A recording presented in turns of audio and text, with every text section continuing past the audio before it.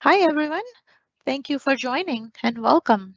Let's get started. As you embark on this journey of networking sessions with me, imagine yourself as a cloud architect that is assigned a large migration project and you're running an envisioning session with your team members or potential customers and using this approach of diagramming and storytelling. And lastly, keep a growth mindset. So as new scenarios come up, as new features get added, scenarios will get added. And I'd love to hear about your scenarios as well. So as you can see on my screen, there's quite a few things. So I'm going to take a few minutes to break this down as you would be seeing the screen for the next half hour or so. So let me show you a few areas of my screen. So here, drawio integrated with VS Code. You could see that I have this shapes panel on the left. We may not see that a lot of times, but just so you're aware. And then the most important one is this layers. We would be working a lot with layers. There in a top right-hand corner here, we have formatting. And then another area that you would see a lot is at the center canvas. In the canvas, you have two major sections. The top one is Azure, and the bottom one is private connectivity to on-prem, right? So this is the on-prem side. All right. So now that you know the majority of the areas of the screen, I'm going to take a few minutes to show you how these layers, some of the layers are created. So as we walk through the scenarios, you're more familiar with this. So let me do a demo of layers. So I have done a detailed video on this, and I'll be sharing the link. So, be sure to check that out. So with that, let's do a quick hub and spoke architectures and demo the layers. So here, I am using the shapes panel over here and creating a brand new diagram. So let's create hub and spoke architecture. As you see, when I hover over the shape, it gives you this tiny blue crosses. And when you extend those and drop and drag and drop, it would just create the identical object. So now that we have a few, the top two are so let's do a little bit of text around this. So this is spoke one. And before that, let me just make this hub a little bit bigger.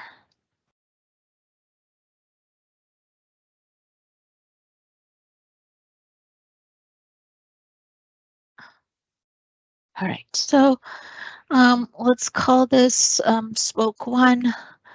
Before that, let me just color these. So let's identify these as hub and spoke. So we'll make them blue, and then we'll identify this as a branch and another branch. All right.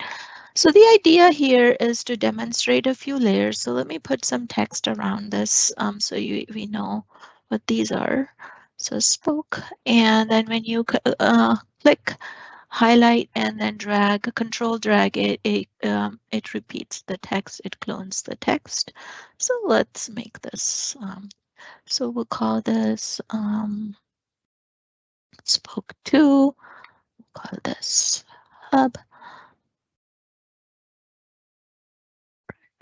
And headquarter. All right. And from here, we are going to drop an object for, let's say, express route. So it's a little big, so we'll make it a little small to demonstrate express route here. And we'll put a couple of gateways here. So this is a VPN gateway, and we'll clone this. This is our express route gateway. All right. So there we have our basic hub spoke architecture um, with two gateways which provide private connectivity to on-prem. Now let's talk about layers. So I'm going to start off with a few layers. So as you can see, when I click this plus sign, it adds a few untitled layers. So let's start with, let's label this as hub spoke. We'll call this site to site branch. We'll call this EXR HQ, Express Route Connected Branch, and then we'll add another layer called flows, and I'll talk about flows in a minute. So now that we have the branch and the HQ, and I'll call this site to site connected branch, right? Now that we have a basic architecture, let's see how we can create layers. It's really simple. So we highlight these hub and spoke objects, and then we move them to hub and spoke. We highlight these site to site connected branch. We move that to site, and then we highlight this and we move it to HQ. Now notice on my window here, and this is really tiny, so I'm going to make sure that it's clear, but see this eye icon? That means that all of the layers are lit up. And then this, I should have mentioned this, but this ellipses over here is used to move objects to layers. Okay, so now let's see that our objects, our layers are working. So if I hide them, there we have a layered hub and spoke architecture with two site-to-site connected branches. Now, let's say that later you want to add another layer. You could get into that layer, sure that layer is selected, and let's say we want to add a flow. Flow means something that demonstrates connectivity, and I'll quickly demonstrate one flow. So basically what you could do is on the top right hand panel, you can use the formatting, and curved is the line that you want to use, and there you can demonstrate a flow. Flow in all of my diagrams would show you IP connectivity. So in other words, the spoke can talk to this branch, and to kind of demonstrate bidirectional connectivity, you could use these two-sided arrows. All right, so that's the basic hub and spoke architecture. So let's move on to our main part of the demo here, of the presentation here, is that we would be using these layers as you saw me hide and present these layers. So let's revisit the layers here first. So now that you have a good understanding of the layers, so here I could see that I have a base layer, and then I have four scenarios. So scenario one, I know it's a little grayed out, but scenario one, scenario two, three, and four. We're going to talk about all of these four scenarios, and make sure that when you're moving on to scenario two, everything in scenario one is hidden. So this eye, you can click on the eye to hide the layer. And as we progress through the layers, we kind of deviate from the default setting, and we understand the why we need to change from the default setting. So this is all about envisioning the why behind the different scenarios. So just keep in mind that we'll progress most likely in the increasing level of complexity as well. So with that, let's get started with the first scenario. So notice I have this optional layer of IP. There is no networking discussion without having IPs. So I've kept that optional. Now let's look at all of the default flows that work in this hybrid cloud architecture. So once you have all of these site-to-site tunnels up and express route connected, what flows are supported by default? So let's look at those flows. So everything that you see, all of the flows that you see are working flows, and we'll talk through each one of them. So let's start with the green one. So this one demonstrates that spoke one can talk to branch one, and by that, I mean that we have IP connectivity. Of course, if there is a firewall, OS level, or otherwise, it will block that connectivity. But we're talking strictly IP connectivity over here and routing between Azure and on-prem. So that green flow works. Let's talk about these two orange flows. They work as well. So from a branch, site-to-site connected branch, you could talk to another branch. Of course, that hairpins through this gateway. So that's why the flow is demonstrated like this. And then the last, and then this one, the one with the express route to express route that uses our global reach. All right, it doesn't go all the way to the express route gateway. And then I've shown two outbound flows. So if this VM needs to egress from Azure, it would either use instance level IP or default outbound. I cover outbound in a lot of depth in scenario 4. Um, and then I have shown this as an AVS express route connected branch, but it says AVS, but it could be anything.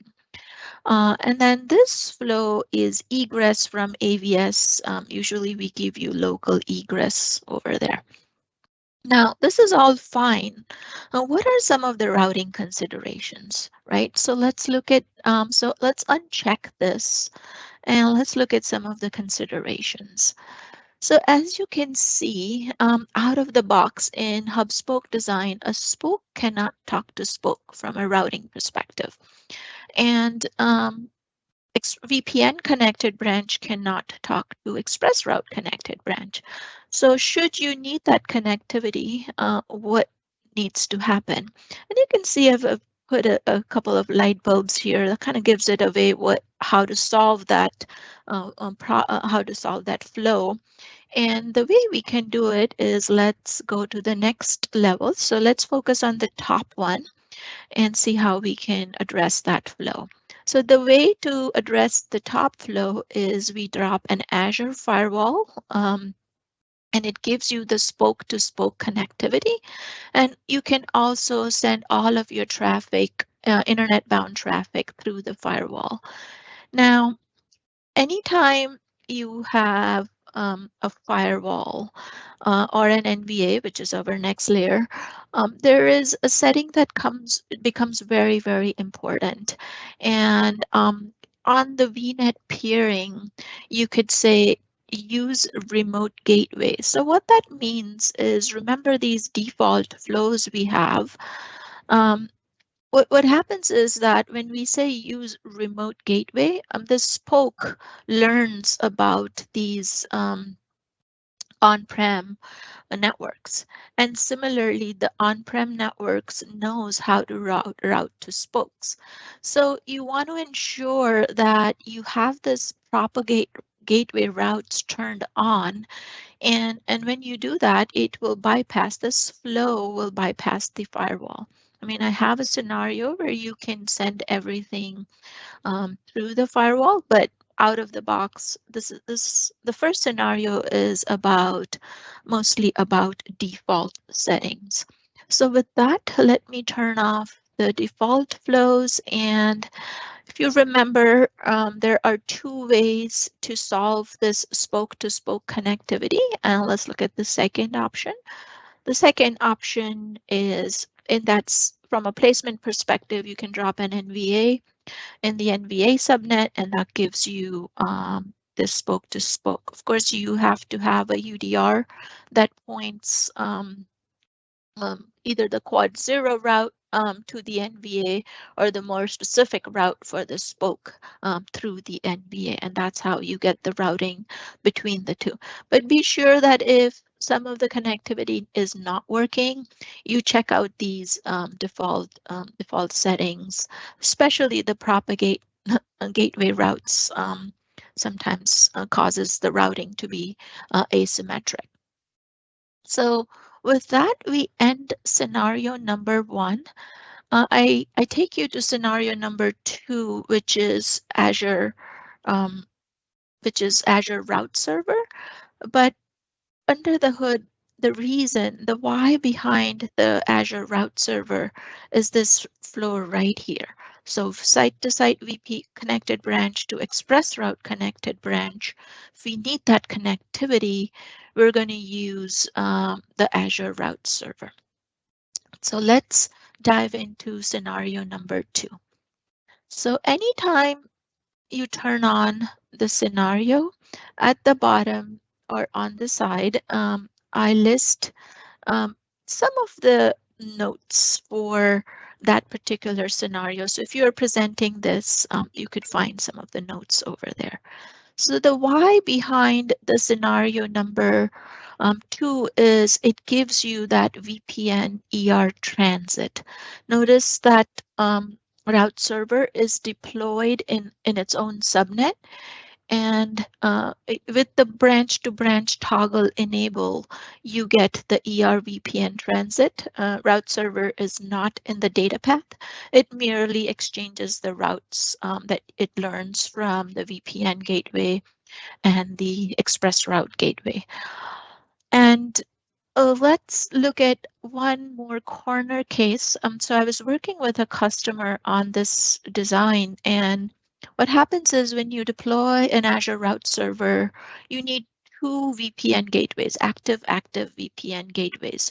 So let's turn on that layer. I'll show you that specific scenario that I ran into. So when you deploy two active VPN gateways, what happens is from Azure perspective, let me just move this. From Azure perspective, we send traffic down both the tunnels. In other words, we ECMP equal cost multipathing. We ECMP the traffic across both of these tunnels. But the return traffic, so your on-prem firewall could be sending it, could prefer one over the other. And when the traffic gets asymmetric like that, the stateful firewall will drop the traffic. So how do you solve that scenario? So now this solution is very specific to the scenario I was working with. We had a Cisco ASA at that time. So you could use the VTI zone construct that bundles the two tunnels into one, and then the traffic flows through the firewall, stateful firewall. Of course, if your vendor is different, I'm pretty sure Palos and checkpoints have similar solutions, but just wanted you to be aware of how that traffic could get asymmetric. Again, every scenario would have their notes. Oops, this should have been scenario 2. So now let's turn off all of these scenario 2 layers and move into scenario 3. Okay, so for scenario 3, let me change this zoom to 42 is when I can see everything. So scenario 3, before I dive into scenario 3, there is a lot to see over there. So remember that before everything was default. Now, let's say your requirement is all traffic needs to traverse the NVA. It needs to flow through the NVA. You have your security team needs that, or you have a regulatory need for that. And for that, what we need to do is deploy the route server just like we did before. and the NVA peers with the route server.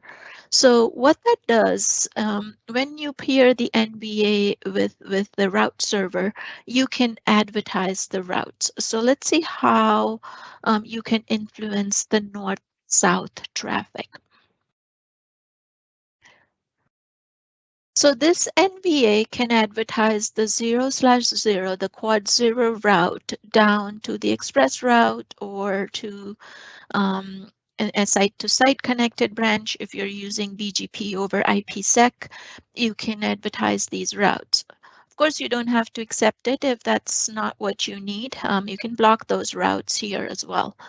But this design is, again, art of the possible. Should you need this pink flows to egress everything through the NVA that's deployed in Azure, you could advertise the default route.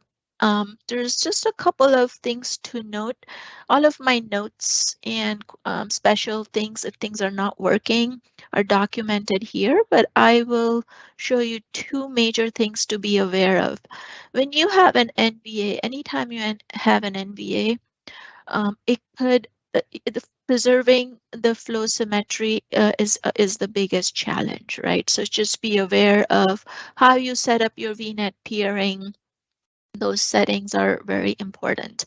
And secondly, if you're doing advertising 0/0 with when you're doing BGP over IPsec, be sure to split that route. I've split the 0/0 into two routes. Okay, and that's also documented in our FAQ. So that was north-south through the NVA. Now let's look at east-west. East-west is generally more challenging. Before I light up east-west, I want to show this one more time, just to facilitate the default flows and how to think about this. So when you have an NVA, you want to bring all of these flows through the NVA. Okay, so essentially, even this ER to ER, you're going to transit that one through the NVA as well. So let's light up the east-west flows over here. And there is a lot to see. I will say that this goes into level 300. So you can see, let's focus on the simplest flow first, the first blue flow over here. Basically, you are steering everything through the NVA over here. The way you do that is you advertise, you set your 0/0 on the UDR on the spoke subnets, and you steer them through the NVA. The biggest point in this design is the gateway subnet route table. To preserve the flow symmetry, you need to ensure that the gateway subnet route table has route to these spokes going through the NVA and also the corresponding branches through the NVA. All right, again, this is art of the possible. These flows can be steered through the NVA. And then these orange flows, as you notice, they don't go all the way to the NVA, and the reason being that they get hairpinned at the VPN gateway.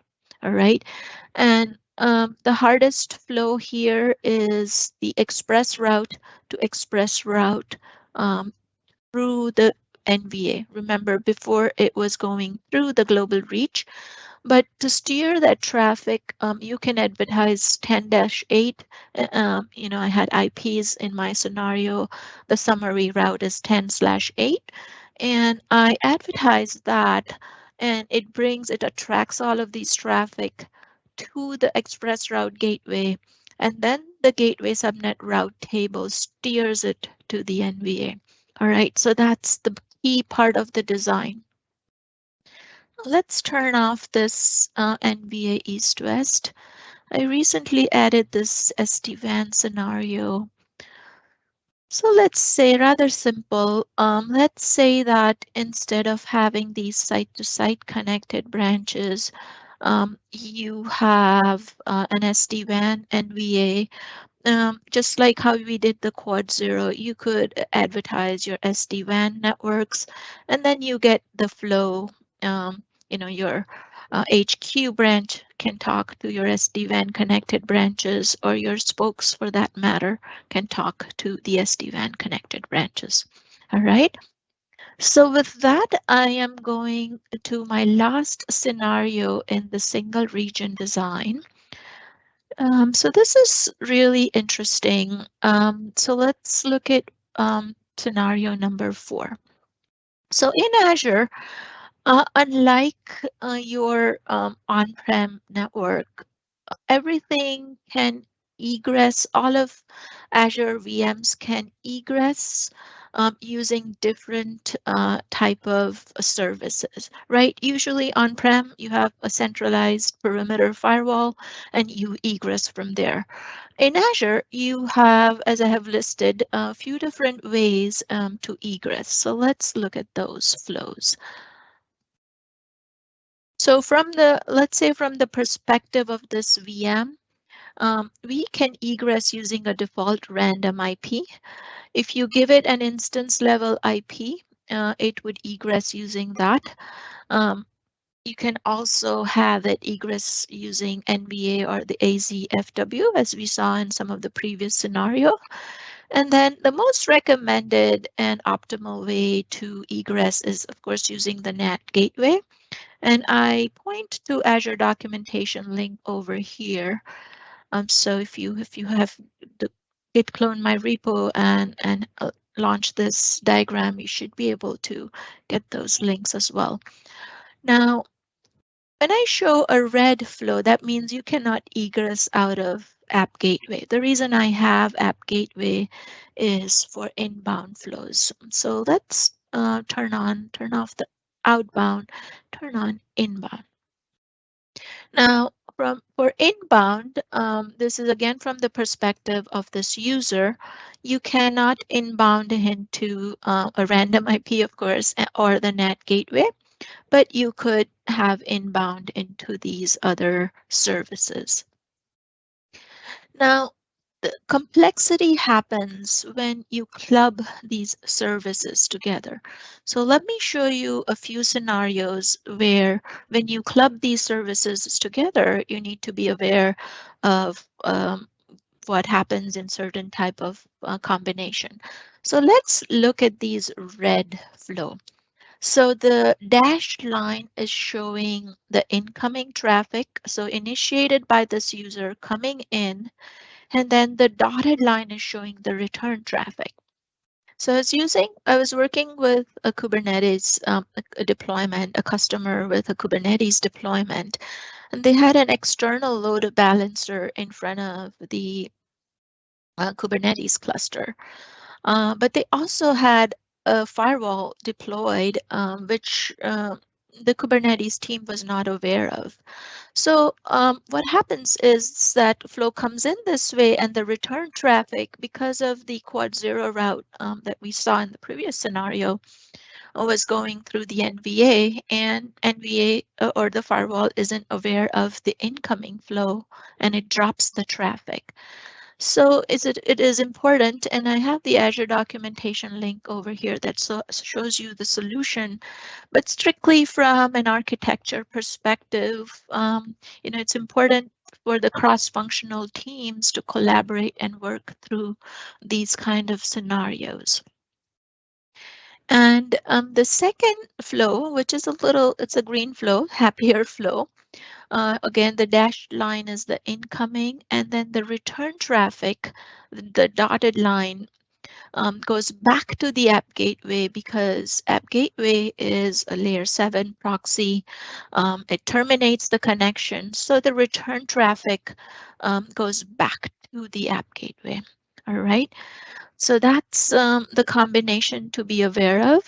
And then there is a corner case with internal LB that I'd like to share with you. So imagine that this VM, let's start with this VM, initially had a outbound random IP, and it was able to egress using that. But let's say later you put the load balancer behind an internal LB. Now, internal LB does not give you the egress capabilities, and hence your egress will break. So in that scenario, what you need is a combination of a NAT gateway, or you could even put outbound rules on your external load balancer, but this is a recommended solution. So with that, I'm going to end the single region design scenarios. And let's move on to I'll turn off all the layers, and we're back to our base layer here. And let's move to multi-region design.